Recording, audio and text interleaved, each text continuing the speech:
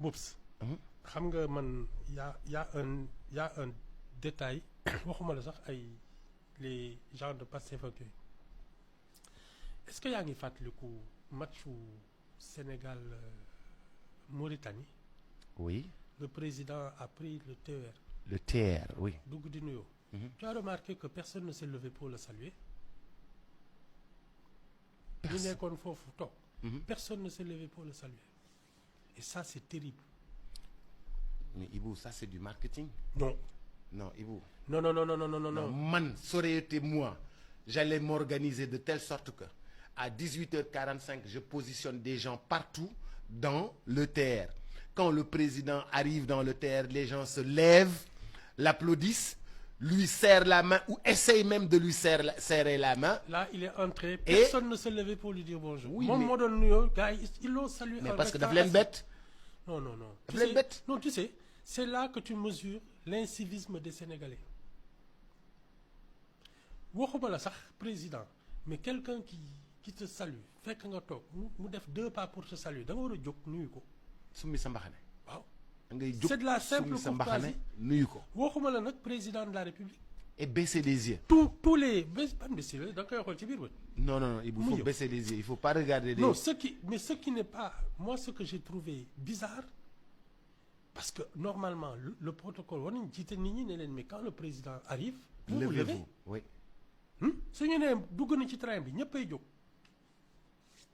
C'est ça la République. Personne ne s'est levé pour lui dire bonjour. Ils sont restés assis bien connus. Alors, quand les militants de PASTEF le prennent pour n'importe qui, c'est qu'on a perdu le sens de la République. Ça, c'est très grave.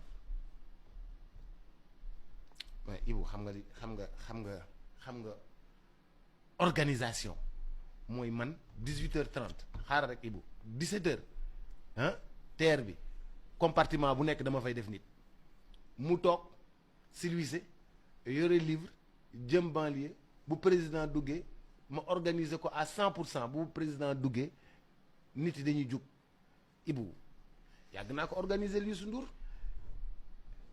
préparer ko yàgg ko organiser ay nit préparer ko yàgg préparer ay salle nga xam ne nit ki day dugg moom si boppam du xam lu tax nit ñi jóg du xam lu tax nit ñi topp ko du xam lu tax nit ñi tàcc ko du xam lu tax nit ñi engagé ko du xam lu tax nit ñi di ko nuyu noonu parce que j'ai préparé la salle bien avant j'ai préparé l'auditorium bien avant. C'est des gens c'est des communicants qui ont fait c'est une faute de communication. Mais ça montre une autre faillite, c'est celle de l'éducation. Parce que ça, qu'on te prépare ou pas, tu dois savoir que non seulement une personne, même la plus banale, sous les nues, par courtoisie, tu dois te lever, mais quand le président de la République arrive dans une pièce, mais il n'y a pas de taxaw. Maintenant que les services de la présidence soient léger à ce point, ça c'est un autre problème. Mais Sénégalais war nañu xam ne président de la République fu mu dugg ñëppay taxaw ba mu toog ne asseyez-vous ñëpp toog parce que c'est la République qui est comme ça.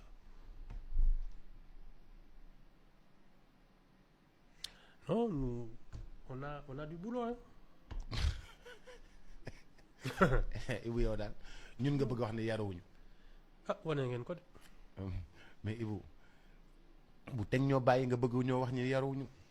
Mais Boubs déjà les gens la manière dont ils parlent du président ça me gêne. Ah, c'est un problème. Mais la manière dont ils sont parce que ña fa toog noonu c'est pas de l'hostilité ni rien. dañ ko xalaatul rek c'est parce que c'est pas dans leur tête c'est pas dans leur culture. daf leen bett. Voilà. Parce que les talibés là, qui vont chez leur marabout, ils savent comment se comporter. Parce que dañ leen koy yaree. Sëriñ bi kii ñëpp toog ça c'est leur culture mais dañ leen koy yaree amuñu fitu sëriñ bi toog ci kaw ñuy toog ci kaw. ku nekk ak li ñu lay la République aurait dû éduquer ses enfants quand le président arrive quelque part ñëpp ay jóg taxaw.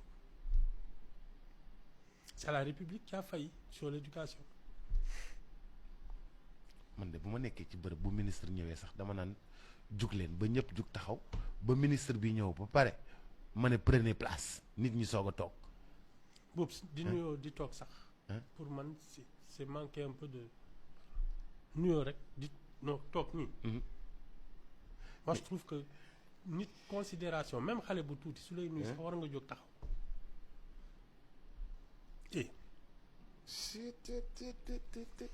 yow aristocrate nga. non c'est pas ça c'est boobu xam nga ñun il faut pas qu'on néglige parce que gis nga comme on dit le diable est dans le détail. gis nga topp yi fi naan lenn garaaw ci ba nga xam ne aujourd'hui voilà un président de la République c'est rien du tout mais moo tax en France président bi di Rome ñu koy sànni ay farine di ko pes wala di ko pes mais à quoi ça ressemble ça c'est inadmissible parce que c'est la République c'est pas l'homme c'est la République.